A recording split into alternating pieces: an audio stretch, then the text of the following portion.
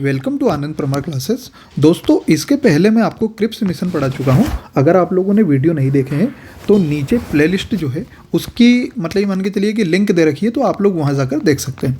आज का जो लेक्चर रहेगा वो रहेगा भारत छोड़ो आंदोलन। ठीक है, भारत छोड़ो आंदोलन के साथ अपन भूमिगत रेडियो भी पढ़ेंगे, समानांतर सरकार पढ़ेंगे, और इस आंदोलन में महिलाओं की क्या क्या भूमिका है इसको अपन विस्तार से जानेंगे, है ना। तो आप लोग बने रहिए। इतिहास जो है शुरू से आखिरी तक आप लोगों को पूरा पढ़ाया जाएगा। ठीक है, 4-5 दिन से, बहुत सारे दिन से वीडियो नहीं मिल रहे थे, थोड़ा बिजी शेड्यूल चल रहा था। अब रेगुलर वीडियो मिलेंगे। ठीक है, चल स्टार्ट करते हैं। ये है भारत छोड़ो आंदोलन। ठीक है, ये देखो इसकी पृष्ठभूमि है, ये गांधी जी चल रहे हैं यहाँ पे, और गांधी जी जो है बेटा ये मान के चलिए कि ये जो है दांडी मार्च चला रहे थे। ठीक है, चल स्टार्ट करते हैं। तो इसके तात्कालिक कारण क्या थे कि भैया ये आंदोलन हुआ क्यों है, आखिर इसके तात्कालिक कारण देख लेते हैं। ठीक है, देखो समझो क्या थे तात्कालिक कारण, इसको समझते हैं अपन। कि क्रिप्स मिशन की असफलता से स्पष्ट हो गया था कि ब्रिटिश सरकार जो है वो युद्ध के बीच किसी भी प्रकार का समझौता और वास्तविक संवैधानिक रियायतें देने को तैयार नहीं है। ठीक है, क्रिप्स मिशन में आप लोगों को पढ़ा चुका हूँ। दूसरा कारण था कि द्वितीय विश्व युद्ध के कारण महंगाई बढ़ी थी और जिससे भारतीय लोग गुस्से में थे। तीसरा कारण था सर्वछार की नीति, मतलब पीछे हटना थी। कैसे?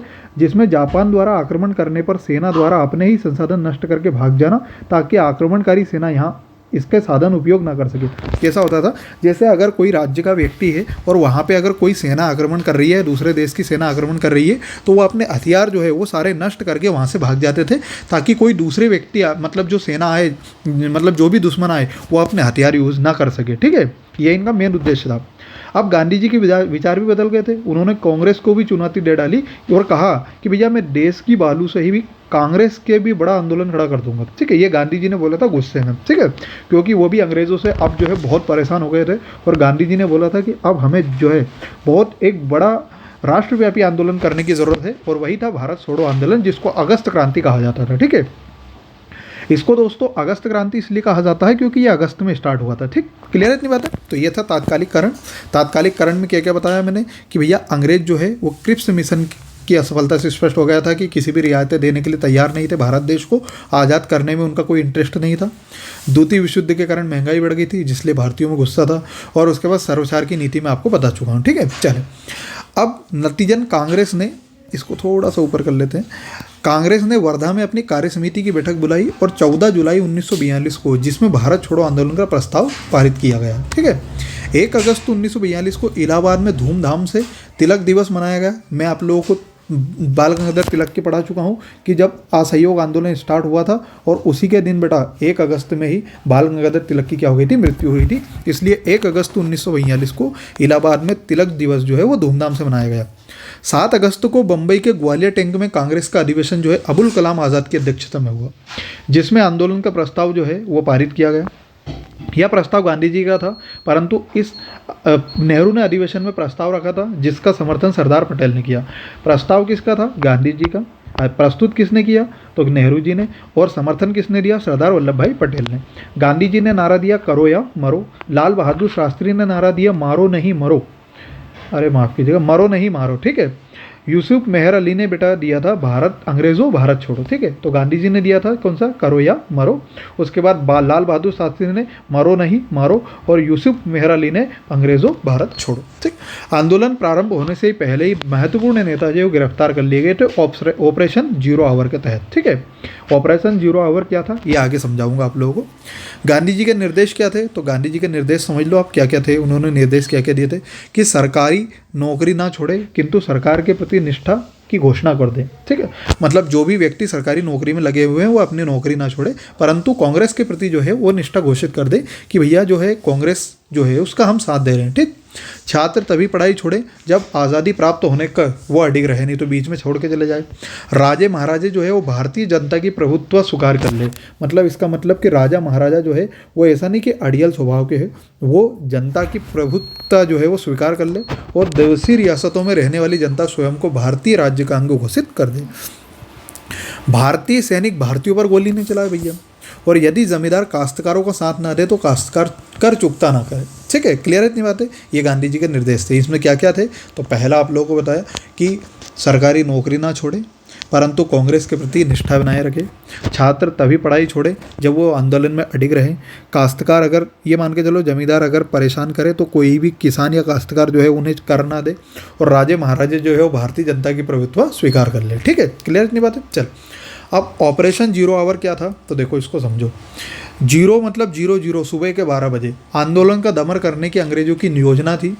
9 अगस्त 1942 को ऑपरेशन जीरो आवर के तहत सुबह के 9 बजे जो है सारे महत्वपूर्ण नेता जो है गिरफ्तार कर लिए गए। ठीक, सारे महत्वपूर्ण नेता गिरफ्तार कर लिए गए। कब ये आंदोलन स्टार्ट हुआ था? 8 अगस्त 1942 को, और 9 अगस्त की सुबह ही तो उनको गिरफ्तार कर लिया गया। कांग्रेस को अवैध संस्था घोषित कर दी गई और जुलूस निकालना, जनसभा निकालना या पत्र पत्रिकाओं पर रोक लगा दी गई। क्लियर है इतनी बात है? ठीक है। अब कभी पूछे आप लोगों से परीक्षा में कि ऑपरेशन जीरो आवर कब चला था, तो ये 9 अगस्त की सुबह 12 बजे चला था। ठीक है। अब भैया किन किन लोगों को कहाँ कहाँ जेल में डाला था इसको समझ लो आप लोग विस्तार से। तो गांधी जी, कस्तूरबा गांधी, महादेव देसाई, सरोजिनी नायडू, मीराबेन, सुशील नैयर, और सुशील नैयर जो है गांधी जी के डॉक्टर थे। ठीक है। अब इन लोगों को कहाँ कहाँ कैद किया गया देखो समझो। इन लोगों की तो गिरफ्तारी हुई थी, इतने लोगों की, और भी थे परंतु ये मुख्य मुख्य थे। इसमें से कस्तूरबा गांधी और महादेव देसाई को आगा खां पैलेस में जो है उनकी मृत्यु हो गई थी। ठीक है, और उनकी यहीं पे समाधि है भैया। ठीक है। अन्य सदस्यों को अहमद दुर्ग में नज़रबंद कर दिया गया था। गांधी जी ने 9 फरवरी 1943 को आगा खां पैलेस में अनशन शुरू कर दिया था। क्लियर है इतनी बात है? कब? 9 फरवरी 1943 को आगा खां पैलेस में अनशन शुरू कर दिया था। ठीक है, क्लियर है इतनी बात है कि कुछ भी खाना पीना नहीं है। ठीक, क्लियर है इतनी बात है। चल आगे बढ़। गांधी जी ने 21 दिनों तक अनशन किया और 3 मार्च 1943 को खत्म किया गया। 6 मई 1944 को गांधी जी को रिहा कर दिया गया था। ठीक, क्योंकि इनकी जो तबीयत है बेटा बहुत ज़्यादा बिगड़ रही थी, इसलिए इनको रिहा कर दिया गया था। अहमद दुर्ग में ही जवाहरलाल नेहरू ने द डिस्कवरी ऑफ इंडिया नामक पुस्तक लिखी।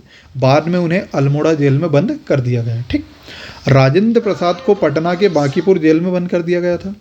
अबुल कलाम आज़ाद को बाकुंड बंगाल में नज़रबंद कर दिया गया था। ठीक है। 9 अगस्त को काकोरी कांड स्मृति दिवस मनाया गया। इसी दिन झंडा फहराया गया तथा झंडा फहराओ आंदोलन की अध्यक्षता बनी। ठीक है, क्लियर इतनी बात है? आई बात समझ में? चल आगे। बिहार में सचिवालय में छात्र झंडा फहराने गए और वहां पुलिस अधिकारी आर्चर की गोलीमारी में 11 छात्र घायल हो गए, जिसमें से 7 जो है वो मर गए थे। ठीक, परंतु इन्होंने झंडा नहीं झुकने दिया था और आज़ादी के बाद इनकी कांसे की मूर्ति बनाई गई। 9 अगस्त 1942 को लाल बहादुर शास्त्री ने आंदोलन को प्रचंड रूप दिया, परंतु 19 अगस्त को लाल बहादुर शास्त्री को भी गिरफ्तार कर लिया गया। ठीक, चल। श्रमिकों ने भूख हड़तालें शुरू कर दी। उसके बाद अहमदाबाद में सर्वाधिक 3 माह तक हड़ताल चली। रेल की पटरियाँ उखाड़ दी गई, पुल तोड़ दिए गए, सरकारी दफ्तर जला दिए गए, चौकी में तोड़फोड़ कर दी गई। मतलब ये भारतीय लोगों ने प्रचंड मचा दिया था। ठीक है। अब भूमिगत गतिविधि क्या थी इसको समझो। भूमिगत गतिविधि का मतलब यह था कि भारतीय लोग जो है उनको पता लग गया था कि अब अगर खुले में आंदोलन किया या सबके सामने आंदोलन किया तो जो है अपने को गिरफ्तार कर लिया जाएगा, तो छुपकर आंदोलन करो। और जो छुपकर आंदोलन कर रहे थे उसी को भूमिगत आंदोलन कहा गया। ठीक है, तो समझ लेते हैं। भारतीयों को फटाफट गिरफ्तार करने पर आंदोलनकारी समझ गए थे कि यदि खुलकर विद्रोह किया तो हम गिरफ्तार कर लिए जाएंगे, इसलिए उन्होंने भूमिगत छुपकर आंदोलन चलाया। अब इसमें कौन कौन व्यक्ति थे इनके नाम समझो। जयप्रकाश नारायण, राम मनोहर लोहिया, बीजू पटनायक, अरुणा आसफ अली, सुचेता कृपलानी, उषा मेहता, यूसुफ मेहर अली, ये मुख्य व्यक्ति थे जिन्होंने भूमिगत आंदोलन चलाया था। कौन? जयप्रकाश नारायण, राम मनोहर लोहिया, बीजू पटनायक, अरुणा आसफ अली, सुचेता कृपलानी, उषा मेहता और यूसुफ मेहर अली। जयप्रकाश नारायण को पहले गिरफ्तार कर लिया गया था, फिर यह हजारीबाग जेल से 5 लोगों के साथ भाग गए भैया। ठीक, तथा केंद्रीय संग्राम समिति बनाकर भूमिगत आंदोलन करने लगे। कौन? जयप्रकाश नारायण। ठीक, चल। अब भूमिगत रेडियो भी चल रहा था। भूमिगत रेडियो मतलब छुप छुप कर रेडियो जो है उस पर अपने भाषण देना, और भाषण के तहत जो है मान के चलिए भारतीयों को जागृत करना। ये भाषण जो है ये लाइव भी होते थे और रिकॉर्डेड भी हुआ करते थे। ठीक है, तो इनमें कुछ व्यक्तियों को या क्रांतिकारियों के नाम आते हैं। इनमें महिलाओं ने भी बहुत ज़्यादा साथ दिया था। तो महिलाएं और कौन कौन से पुरुष शामिल थे इनको देख लेते हैं। चल, भूमिगत रेडियो की बात करते हैं। ये भूमिगत रेडियो क्या था? इसमें जो लोग हैं वो छुप छुप कर रेडियो पर अपने विचार व्यक्त करते थे। तो ये 3 माह तक चला था बम्बई और नासिक में। प्रसारण होते थे, भाषण होते थे, जिसमें राम मनोहर लोहिया के लाइव भाषण हुआ करते थे, अन्य गिरफ्तार नेताओं के रिकॉर्डेड भाषण हुआ करते थे। ठीक है, कभी आपसे पूछ ले कि भूमिगत रेडियो में लाइव भाषण किसके होते थे, तो राम मनोहर लोहिया के, याद रखना। ठीक है, रेडियो प्रसारण है ये ऊषा मेहता ने शुरू किया था। रेडियो की जगह बदलती रहती थी क्योंकि अंग्रेज़ों को पता लगता था तो वो अंग्रेज़ गिरफ्तार कर लेते थे। तो रेडियो प्रसारण जो है वो ऊषा मेहता ने शुरू किया था। भूमिगत रेडियो में ऊषा मेहता, राम मनोहर लोहिया, VM खाकर, विट्ठल भाई झावेरी और नारदीमन अब्बाद पेंटर थे। ठीक है, इतने लोग थे भूमिगत रेडियो में। अब समानांतर सरकारें क्या थी, ये भी चली थी कब, भारत छोड़ो आंदोलन में। समानांतर सरकारें का मतलब होता है समान रूप से सरकार या पैरेलल या मतलब साथ साथ में सरकार चलना। इनका मतलब ये होता था कि ये लोग अपनी खुद की सरकार बनाते थे, अपने खुद के राष्ट्रपति चुनते थे, और कुछ लोग इकट्ठे मतलब 1000, 2000, 5000 के लोगों का समूह होता था जिसमें अपना खुद का राष्ट्रपति होता था और अपने हिसाब से अपना एक प्रांत बनाते थे और अपनी सरकार चलाते थे, अंग्रेजों के कहने में नहीं चलते थे। इसको कहते थे समानांतर सरकारें। इसको समझ लो क्या थी। विभिन्न क्रांतिकारियों ने सरकार के खिलाफ आंदोलन के समय खुद की सरकारों का गठन किया जिन्हें समानांतर सरकारें कहा गया। ये मैं बता चुका हूँ अभी। अब ये निम्न थी, कहाँ कहाँ थी, तो बलिया उत्तर प्रदेश और गाजीपुर उत्तर प्रदेश में थी। ये किन के नेतृत्व में थी, तो चीतू पांडे के नेतृत्व में सबसे पहली समानांतर सरकार जो है वो ये थी बलिया की। अंग्रेजों को बलिया पुनः प्राप्त करने के लिए वायुसेना का प्रयोग करना पड़ा था। ठीक है, तो पहली समानांतर सरकार जो थी वो बलिया की थी, बालिया की, गाजीपुर में, और इसके नेतृत्व करता थे चीतू पांडे। ठीक है, एक सतारा में थी। अगर सतारा की बात की जाए तो 1945 तक सर्वाधिक लंबे समय तक चली थी। याद रखना, सबसे पहली समानांतर सरकार बलिया में, यूपी में, परंतु सबसे ज़्यादा समय तक चलने वाली सतारा में। YV चौहान एवं नाना पाटिल के नेतृत्व में इन्होंने पुस्तकालय, नशाबंदी और न्याय की व्यवस्था करी। ठीक है, एक थी ताम्रलिप्ति बंदरगाह में, ये बंगाल में था ताम्रलिप्ति, ये मैं आपको बता चुका था, एक बंदरगाह भी था ये। तो सतीश सामंत के नेतृत्व में 1944 तक चली। यह जातीय सरकार थी। इस सरकार ने स्कूलों को अनुदान दिया तथा सशस्त्र विद्युत वाहिनी सेवा का गठन किया। ठीक है, तो एक कौन सी थी, बलिया, गाजीपुर, इसके बाद दूसरी सतारा में, और ताम्रलिप्ति। बलिया जो है ये सबसे पहली थी और इसमें वायुसेना का प्रयोग किया गया था। सतारा जो है वो महाराष्ट्र में थी जो सबसे ज़्यादा समय तक चली थी, और एक ताम्रलिप्ति बंदरगाह बंगाल में थी। ठीक है, क्लियर है इतनी बातें, जिसमें 73 वर्षीय महिला जो है मातंगिनी हरजारा ने गोली लग जाने के बाद भी जो अपना राष्ट्रीय झंडा है उसको झुकने नहीं दिया था, उसको ऊंचा करके रखा था। ठीक है, चल अब एक आखिरी इसमें टॉपिक और बचा है और वो है महिलाओं की भूमिका। इस भारत छोड़ो आंदोलन को मैं आप लोगों को पढ़ा चुका हूँ। ऑपरेशन जीरो आवर किस तरह से शुरू हुआ, गांधी जी के क्या निर्देश थे, क्या क्या हुआ इसमें। ठीक है, उसके बाद आप लोगों को भूमिगत सरकारें बता चुका हूँ मैं, जो मतलब छुप छुप कर आंदोलन स्टार्ट करते थे। भूमिगत रेडियो बता चुका हूँ मैं, राम मनोहर लोहिया, ऊषा मेहता वगैरह, अरुणा आसफ अली। उसके बाद अब एक समानांतर सरकार बता चुका हूँ, बलिया और गाजीपुर में, सतारा महाराष्ट्र में, ताम्रलिप्ति बंगाल में। अब महिलाओं की भूमिका देखते हैं। महिलाओं की भूमिका में सबसे पहली महिला था अरुणा आसफ अली। अरुणा आसफ अली की समझते हैं क्या क्या थी। तो अरुणा आसफ अली की बात की जाए तो 9 अगस्त 1942 को ग्वालियर टैंक में इन्होंने झंडा फहराया। इन्होंने भूमिगत आंदोलन चलाया।